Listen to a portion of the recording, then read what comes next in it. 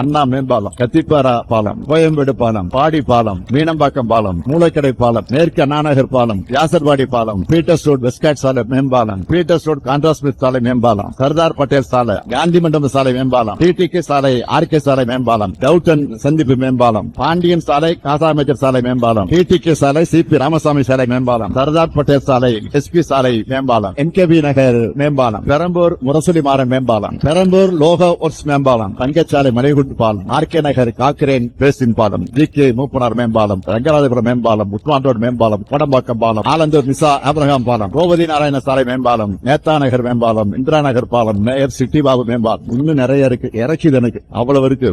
அது மட்டுமல்ல, செம்மொழி பூங்கா, தொல்காப்பிய பூங்கா, கலைஞர் நூற்றாண்டு பூங்கா, ஏராளமான சாலையோர பூங்காக்கள், கோயம்பேடு காய்கறி அங்காடி, கோயம்பேடு பேருந்து நிலையம், மெட்ரோ ரயில் தலைமைச் செயலகமாக கட்டப்பட்டு இன்னைக்கு பெரிய அரசு மருத்துவமனையாக இருக்கக்கூடிய ஓமந்தூரார் மருத்துவமனை கட்டடம், கிண்டியில கலைஞர் நூற்றாண்டு உயர் சிறப்பு மருத்துவமனை, கோயம்பேடுல ID corridor, Idol park, Nenmeli மற்றும் மீஞ்சூர்ல கடல்நீரை குடிநீராக்கக்கூடிய திட்டம் இன்னும் மிகப்பெரிய பட்டியலை போட முடியும். அதனாலதான் எப்பவுமே சென்னை என்பது திமுகவுடைய கோட்டையாக விளங்கிவிட்டிருக்கிறது.